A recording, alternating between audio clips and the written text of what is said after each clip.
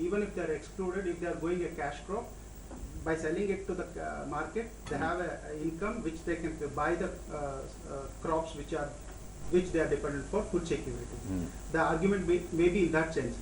But in the process, there will be increase in food prices also. But like, how do you balance this, selection criteria? But still, like, I feel like, how do you go about with this? Whether it is, like, whether you are including these smaller farmers or, like, how they get the benefits of this by balancing both food security and versus markets. That is one question. Yeah. Second thing is, I think because there are other people asking. Yeah. Maybe I should put it only one question of course. Thanks for Yeah. Okay. When NASFAM started, it was helping farmers access markets, only helping them to produce a cash crop. Because of the drought in 2000 and the resultant low yields and the lack of maize, in Malawi maize is food, okay?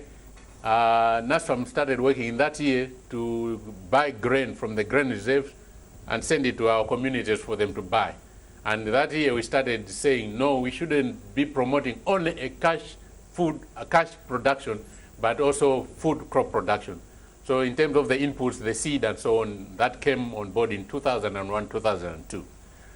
We make sure that there is that balance because the farmers know that if they don't produce a food crop, it may be difficult, even with money, that they can have the money, but they may not be able to access the food. And therefore, they've seen that it is beneficial for them to grow both a food crop and a cash crop. And in all the program that we are doing, we make sure that the farmers know that that mix has to be there. The farmers that are producing in a bit of a large scale sometimes come to NASFAM, although they are not NASFAM members, and say, we need services. For example, retired government people and so on, they've got 20, 30 hectares, but they say we need services. We have to keep going back to our members to say, we are a smallholder farm organization, but there's now an emerging middle.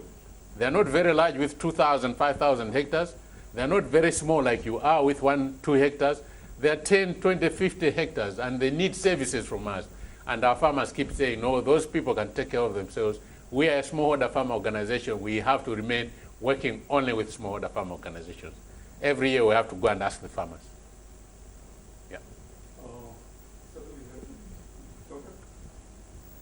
This is regarding the communication. How do you communicate to these thousands of farmers, and what are the challenges you're facing in terms of communication?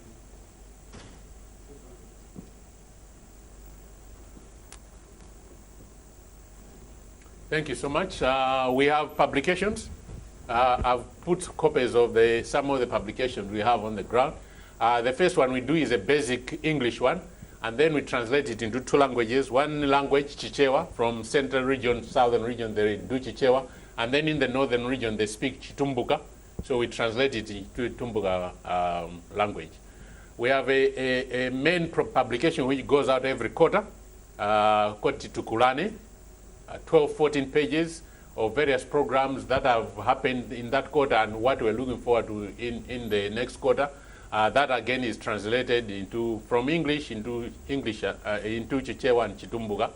And we do profiles of farmers, why and how they've succeeded by being members of NASFAM, so that other members can learn from that and want also to be like them.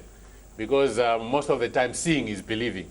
And when people see that this person has succeeded just by being a member of NASFAM and doing the right things, they want also to succeed. We also do crop bulletins.